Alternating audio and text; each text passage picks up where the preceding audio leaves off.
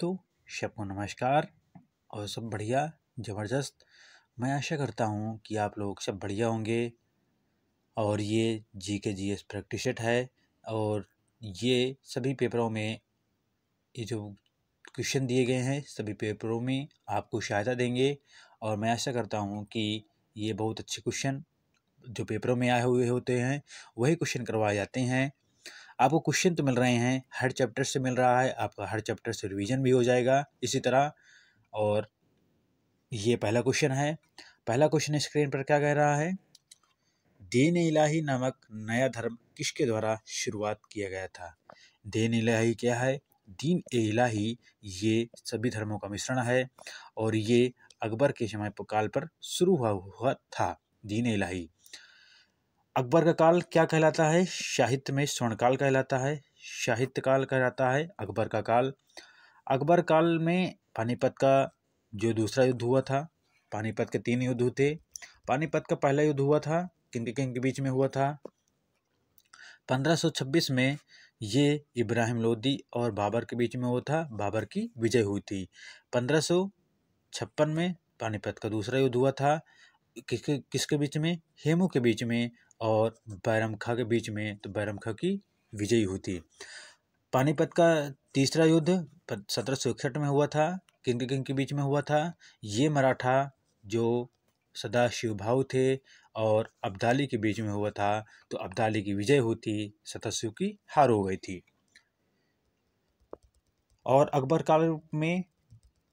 के काल में जब गुजरात विजय से लौटे थे तो फिर फतेहपुर सीकरी में बुलंद दरवाजा का निर्माण करवाया था अकबर के काल में। शाहजहां की बात करते हैं। शाहजहां के काल को क्या बोलते हैं? वास्तुकला का स्वर्णकाल बोला जाता है शाहजहां के काल को। शाहजहां ने ताजमहल बनवाया था, किसके याद में? अपने बेगम के याद में, मुमताज महल के याद में, मुमताज की ताज महल बनवाया था। और हुमायूं, अगर हुमायूं की बात करते हैं, हुमायूं 64 के युद्ध में 1539-64 का युद्ध होता है और शेर खां के बीच में और हुमायूं के बीच में, तो शेर खां की विजय होती है। शेर खां का नाम क्या रहता है? फरीद खान। फरीद खान शेर खां का नाम रहता है। और ये जो है शेर खां कैसे पड़ा है इसका नाम? क्योंकि ये शेर को मार देता है, तब इसका नाम शेर खां पड़ जाता है। पहले फरीद खां था, फिर उसके बाद शेर खां नाम बदल के हो जाता है। तो इसका आंसर क्या हो जाएगा? दीन इलाही नामक धर्म किसके द्वारा शुरुआत किया गया था? ये बी नंबर सही है। अगला क्वेश्चन है। अगला क्वेश्चन कह रहा है भारत की अर्थव्यवस्था कैसी है? ए नंबर समाजवादी व्यवस्था है, बी नंबर पूंजीवादी अर्थव्यवस्था है, सी नंबर मिश्रित अर्थव्यवस्था है, कि डी नंबर स्वतंत्र अर्थव्यवस्था है। तो कौन नंबर सही हो जाएगा? समाजवादी क्या है? समाजवादी है कि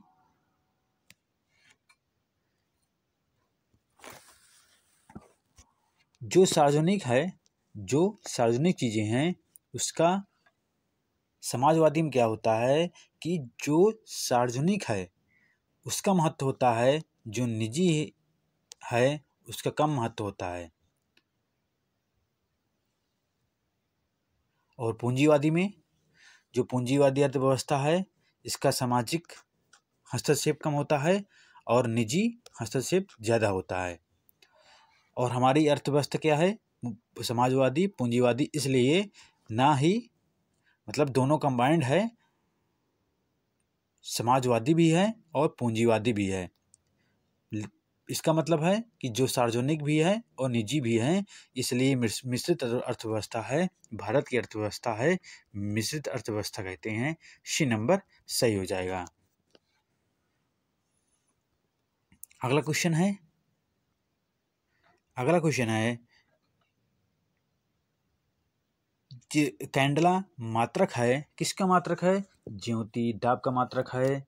ए नंबर सही हो जाएगा, कि बी नंबर सही हो जाएगा? ज्योति फ्लक्स, कि सी नंबर सही हो जाएगा? ज्योति तीव्रता, कि डी नंबर सही हो जाएगा? विद्युत प्रतिरोध। अच्छा, विद्युत प्रतिरोध का मात्रक क्या होता है? ओम। विद्युत प्रतिरोध का मात्रक होता है ओम। अब बच्चे ज्योतिदाब कोई मात्रक नहीं। फिर उसके बाद ज्योति तीव्रता और ज्योति फ्लक्स। ज्योति तीव्रता होता है कैंडला। कैंडला का मात्रक होता है ज्योति तीव्रता, सी नंबर सही हो जाएगा। ज्योति फ्लक्स है, ज्योति फ्लक्स का मात्रक क्या होता है ल्यूमेन। ल्यूमेन होता है ज्योति फ्लक्स का। अगर इसमें ज्योति नहीं लिखा होता, केवल दाब का होता, तो दाब का मात्रक क्या होता है पास्कल। दाब का पास्कल होता है। तो इसका आंसर क्या हो जाएगा, सी नंबर सही हो जाएगा। ज्योति तीव्रता का मात्रक है कैंडला।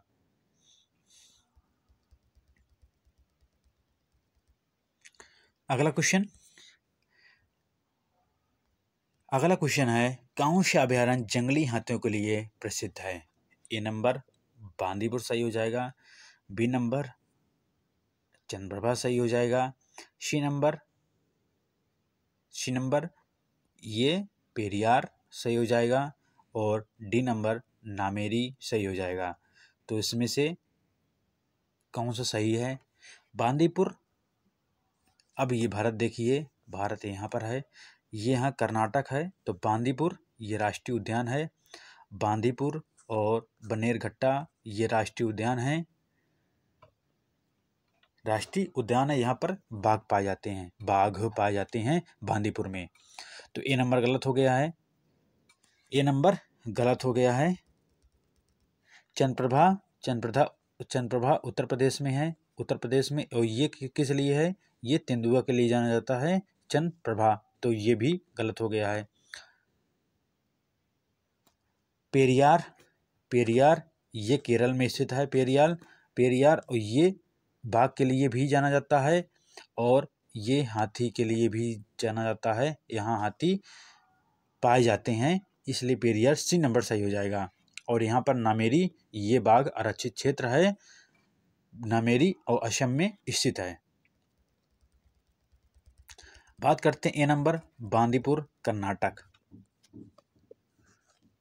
कर्नाटक में कौन कौन से हैं, एक बांदीपुर हो गया है, एक हो गया बनेरघट्टा राष्ट्रीय उद्यान हो गया है। कर्नाटक की बात करते हैं, हम्पी जो मंदिर है, हम्पी कहाँ स्थित है, कर्नाटक राज्य में स्थित है। जो कावेरी नदी बहती है, कावेरी नदी ये जो ब्रह्मगिरी पहाड़ी है, वो जो कर्नाटक में स्थित है, वहीं से निकल के कावेरी नदी निकल करके ये फिर जो है चली जाती है। तो कावेरी नदी निकलती कहाँ से है, ये निकलती है कर्नाटक के ब्रह्मगिरी पहाड़ी से, कर्नाटक से। और अब बात करते हैं नामेरी की, ये असम की बात करते हैं। असम में कौन कौन से हैं, यहाँ पर असम है, यहाँ पर तो असम में एक सींग वाला गैंडा कहाँ है, ये असम में पाया जाता है एक सींग वाला गैंडा। नामेरी हो गया है, ओरांग हो गया है, राष्ट्रीय उद्यान है ओरांग, नामेरी। और ठीक है, नहीं याद आ रहा। केरल को क्या बोलते हैं, स्पाइस सिटी बोलते हैं, मसालों की रानी बोलते हैं केरल को। और पेरियार यहाँ ही स्थित है, पेरियार केरल में स्थित है। तो इसका आंसर क्या हो जाएगा, इसका आंसर हो जाएगा सी नंबर पेरियार। ये जंगली हाथियों के लिए प्रसिद्ध है। अगला क्वेश्चन अंतर्राष्ट्रीय बाघ दिवस कब मनाया जाता है। तो इसका आंसर क्या हो जाएगा, अंतर्राष्ट्रीय बाघ दिवस 29 जुलाई को मनाया जाता है। बी नंबर सही है। अगला क्वेश्चन है चाकू से काटी जा सकने वाली धातु है। ए नंबर लोहा हो जाएगा, बी नंबर सोडियम हो जाएगा, सी नंबर तांबा हो जाएगा, कि डी नंबर सीसा हो जाएगा। कौन सा ऑप्शन सही है, सीसा सही है कि तांबा कि सोडियम सही है। तो इसका आंसर क्या हो जाएगा, बी नंबर सही है। चाकू से काटने वाली धातु है सोडियम। ये बहुत मुलायम होती है सोडियम, इसलिए चाकू से कट जाती है। इसका बी नंबर सही हो जाएगा। लेकिन लोहा तांबा की बात करते हैं। तांबा कॉपर है। आपने सुना होगा कि ताम्र पाषाणकालीन या बोलते हैं चाल्कोथिलिक एज, जिसमें कॉपर की खोज हुई थी सबसे पहले, वो ताम्र पाषाणकालीन बोलते हैं, जिसमें तांबा की खोज हुई थी, ताम्र पाषाणकालीन बोलते हैं। तांबा की बात करते हैं, ये सबसे पहले धातु है जिसको खोजी गई थी, सबसे पहले धातु है। ये पूछा जाता है कि खोजी गई सबसे पहले धातु कौन सी है, तो हो जाएगा, आंसर हो जाएगा हमारा तांबा कॉपर हो जाएगा। अब कॉपर से जो इससे मिश्र होकर के कई धातुएं बनती हैं, जैसा कॉपर और टिन मिला करके कांसा बन जाता है। कांस्य युगीन बोलते हैं, जो हड़प्पा सभ्यता है, हड़प्पाकालीन सभ्यता है, उसको कांस्य युगीन बोलते हैं, जिसमें कांसा है। कांसा किससे बना होता है, कॉपर और टिन से बना होता है। अब बात करते हैं कॉपर और जिंक से। जो कॉपर और जिंक है वो क्या होता है, कॉपर और जिंक मिला करके क्या बनता है, वो बनता है पीतल। कॉपर और जिंक मिला करके पीतल बनता है। कॉपर को बोलते हैं, ये एक उत्कृष्ट धातु होती है, उत्कृष्ट धातु होती है। और इसके जो अयस्क होते हैं, क्यूप्राइट होता है, कॉपर पाइराइट होता है, इसके जो अयस्क होते हैं।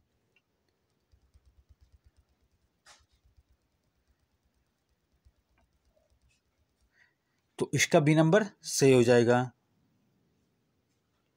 लोहे की बात करते हैं, आयरन मैन किसको बोलते हैं, लौह पुरुष बोलते हैं वल्लभ भाई पटेल को।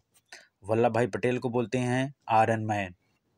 इन्होंने 1931 में जो मौलिक अधिकार है, 1931 में मौलिक अधिकार के लिए लड़े थे। और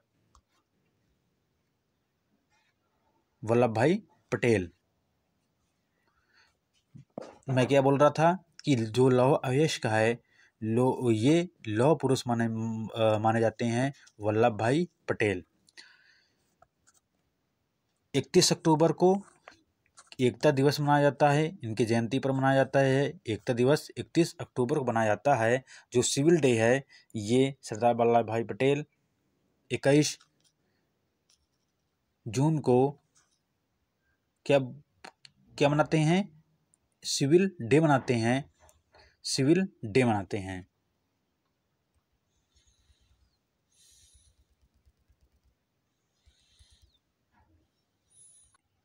हमारा अगला क्वेश्चन है, विश्व जल दिवस कब मनाया जाता है, तो 22 अप्रैल ये नंबर सही है, 22 मार्च बी नंबर सही है, 21 जून सी नंबर सही है, 12 जनवरी डी नंबर सही है। तो जो विश्व जल दिवस मनाया जाता है, 22 की तिकड़ी चलती है, 22 की तिकड़ी 22 मार्च होता है, 22 अप्रैल होता है और 22 मई होता है। 22 मार्च को विश्व जल दिवस मनाते हैं, 22 अप्रैल को पृथ्वी दिवस या मृदा दिवस मनाया जाता है, और 22 मई को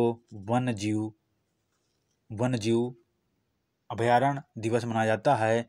वन्यजीव अभयारण्य दिवस मनाया जाता है 22 मई को। 21 जून योगा दिवस, अंतर्राष्ट्रीय योगा दिवस 21 जून को मनाते हैं। 12 जनवरी ये युवा दिवस के रूप में मनाया जाता है, युवा दिवस के रूप में मनाया जाता है 12 जनवरी को।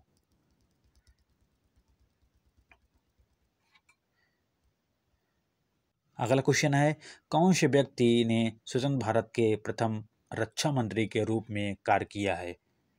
ए नंबर डॉक्टर जॉन मथाई सही हो जाएगा, ए नंबर सही है। कि सरदार वल्लभ भाई पटेल सही है, कि सरदार बलदेव सिंह सही है, सी नंबर। कि जगजीवन राम, डी नंबर सही है। तो ये प्रथम रक्षा मंत्री कौन थे, जॉन मथाई ये थे रेल मंत्री जॉन मथाई थे, तो ये गलत हो गया।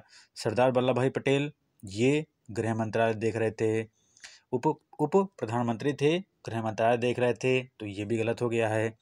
सरदार बलदेव सिंह, ये एक रक्षा मंत्री थे, बलदेव सिंह, तो सी नंबर सही हो जाएगा। जगजीवन राम, ये श्रम मंत्री हो जाएंगे, श्रम मंत्री, डी नंबर, ये भी गलत है, तो सी नंबर सही है। कानून मंत्री कौन थे? कानून मंत्री डॉक्टर भीमराव अंबेडकर, ये कानून मंत्री थे। और शिक्षा मंत्री अबुल कलाम आज़ाद, शिक्षा मंत्री थे। और डॉक्टर राजेंद्र प्रसाद, ये इनके पास कृषि मंत्रालय था, कृषि मंत्री थे। तो इस प्रश्न का आंसर क्या हो जाएगा? स्वतंत्र भारत के प्रथम रक्षा मंत्री थे, सी नंबर सही है, सरदार बलदेव सिंह। निम्नलिखित झीलों में से कौन सी भारत की सबसे मीठे पानी की झील है? तो ये भारत की मीठे पानी की झील है। तो ए नंबर डल झील सही है, कि बी नंबर देवर झील सही है, कि सी नंबर उलट झील सही है, कि डी नंबर फुल्लर झील सही है। ये भारत है, यहाँ पर डल झील और उलट झील दोनों स्थित है, जम्मू कश्मीर में स्थित हैं। और ये दोनों मीठे पानी की झील हैं, लेकिन ये सबसे बड़ी जो मीठे पानी की झील है वो है उलट झील, जो जम्मू कश्मीर में है। एशिया की दूसरी सबसे बड़ी झील है उलट झील, उसके पास भी डल झील है। देवर झील जो है ये मीठे पानी की झील है, लेकिन क्या है, ये राजस्थान की है। अगर क्वेश्चन पूछ लिया जाए कि राजस्थान की सबसे मीठे पानी की झील कौन सी है, तो देवर झील है, बी नंबर सही हो जाएगा। लेकिन भारत की बात करते हैं तो उलट झील हो जाएगा, उलट झील सी नंबर सही हो जाएगा। जो राजस्थान में सांभर झील है, सांभर झील ये किस लिए है? ये खारे पानी के लिए जानी जाती है, सबसे बड़ी है, भारत की सबसे बड़ी खारे पानी की झील है, सांभर झील है, जो चिल्का उड़ीसा में है। और कोलेरू झील है जो आंध्र प्रदेश में है। ये जो है ये तटीय झील है, ये लैगून झीलें हैं दोनों। कौन कौन सी? चिल्का उड़ीसा में, और ये जो कोलेरू आंध्र प्रदेश में है, ये जो दोनों तटीय है। तो क्वेश्चन चेंज होकर के आता है कि जो लैगून झीलें हैं या तटीय क्षेत्र की झीलें हैं वो कौन सी हैं? तो ये उड़ीसा की चिल्का झील हो जाएगी और कोलेरू आंध्र प्रदेश की झीलें हो जाएंगी। फुलर झील, जिसमें फुलर झील लिखा हुआ है, ये कहाँ स्थित है? ये उत्तर प्रदेश में स्थित है। फुलर झील यूपी में, उत्तर प्रदेश में स्थित है। यहाँ पर चिल्का झील उड़ीसा की बात आई थी। यहाँ पर राष्ट्रीय उद्यान उड़ीसा में पाए जाते हैं। कौन कौन से पाए जाते हैं? एक है सतकोशिया और शिमलीपाल राष्ट्रीय उद्यान है, शिमलीपाल और सतकोशिया। उड़ीसा में जगन्नाथ मंदिर है, और उड़ीसा में कोणार्क मंदिर पाया जाता है। कोणार्क मंदिर जो सूर्य मंदिर है, सूर्यवर्मन नरसिंह वर्मन ने बनवाया था कोणार्क जो सूर्य मंदिर है। और उड़ीसा जगन्नाथ मंदिर हो गया है। अब राजस्थान की बात करते हैं। राजस्थान में यहाँ पर राजस्थान में राष्ट्रीय उद्यान है। राजस्थान में राष्ट्रीय उद्यान है मुकुंदरा हिल्स, रावत भाटा, मुकुंदरा हिल्स, अभी यही होश आ रहे हैं, ये राष्ट्रीय उद्यान हैं। राजस्थान क्षेत्रफल की दृष्टि से सबसे बड़ा राज्य है। क्षेत्रफल की दृष्टि से सबसे बड़ा राज्य है राजस्थान।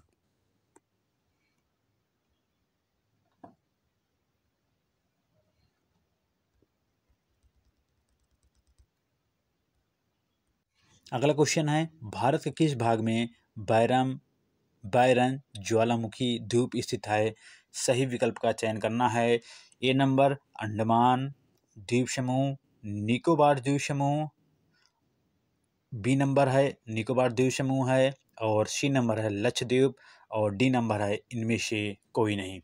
तो कौन सा होगा? अच्छा, अंडमान और निकोबार ये 10 डिग्री चैनल से अलग करता है अंडमान और निकोबार को। यहाँ पर अंडमान है, अंडमान निकोबार में जो नहीं अंडमान में ज्वालामुखी है वो बायरन ज्वालामुखी है, ये सुषुप्त ज्वालामुखी है।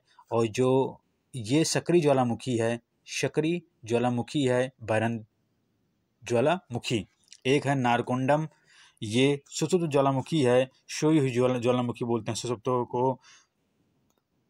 ये नारकोंडम है, ये सुषुप्त ज्वालामुखी है। तो ए नंबर सही हो जाएगा, ए नंबर सही हो जाएगा। अंडमान द्वीप समूह में स्थित है क्या? बैरन ज्वालामुखी। ए नंबर सही है।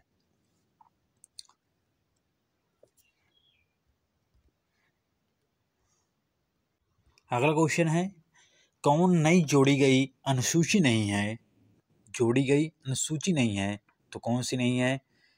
ये हो जाएगा ए नंबर 8वीं अनुसूची, बी नंबर हो जाएगा 9वीं अनुसूची, सी नंबर हो जाएगा 10वीं अनुसूची और डी नंबर हो जाएगा 11वीं अनुसूची। तो इसका आंसर क्या हो जाएगा? ये क्वेश्चन का मतलब है कि ये जोड़ी गई अनुसूची नहीं है।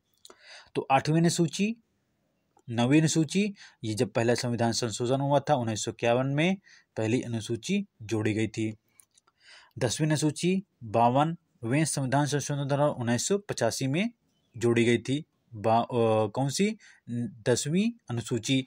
11वीं अनुसूची 73वें संविधान संशोधन द्वारा 1992 को 73वें संविधान संशोधन द्वारा 1992 को ये जोड़ी गई थी 11वीं अनुसूची, और 74वें संविधान संशोधन द्वारा 12वीं अनुसूची को जोड़ा गया था। 8वीं अनुसूची तो हमने पढ़ा नहीं है, तो 8वीं अनुसूची इसका आंसर हो जाएगा। 8वीं अनुसूची हो जाएगी, क्या हो जाएगा? सही हो जाएगा। इसमें कोई ये जोड़ी नहीं गई थी, ये पहले से थी। 8वीं अनुसूची में है क्या? भाषा है। भाषा है, भाषा जो हमारी लैंग्वेज है, पहले 14 भाषाएं थी, उसके बाद 8 भाषाएं जोड़ी गई थी। देखो 8वीं अनुसूची नहीं जोड़ी गई थी, लेकिन उसमें जो 14 भाषाएं थी, फिर 8 भाषाएं जोड़ी गई थी। 8 भाषाएं जोड़ी गई थी, तो इसलिए फिर जो है कितनी? 14 8 22 भाषाएं हो गई थी। लेकिन जब 22 पहले साहित्य में जो ज्ञानपीठ पुरस्कार मिलता था, तो ज्ञानपीठ पुरस्कार में पहले ये साहित्य में मिलता ज्ञानपीठ पुरस्कार, ये 1965 से शुरुआत किया गया था। 1965 शुरुआत किया, ये पहले 22 भाषाओं में मिलता था, लेकिन एक भाषा इंग्लिश को जोड़ करके ये 23 भाषाओं में दिया जाने लगा है ज्ञानपीठ पुरस्कार। सही है। अगला क्वेश्चन है, भारत सरकार द्वारा वित्त विधेयक किस सदन में पास किया जाता है? ए नंबर सही है लोकसभा की, बी नंबर सही है राज्यसभा की, सी नंबर सही है विधानसभा की, डी नंबर सही है विधान परिषद। सबसे पहली बात तो विधान परिषद तो होता ही नहीं है, विधान तीन होते हैं। तो हम समझते हैं कि ये जो वित्त विधेयक होता है किस आर्टिकल में आता है? 117 में आता है। 117 में दो आते हैं, 117 ए आता है और 117 बी आता है। तो 117 ए में क्या कहता है कि ये जो है जब बिल पास होता है तो लोकसभा में पास होता है।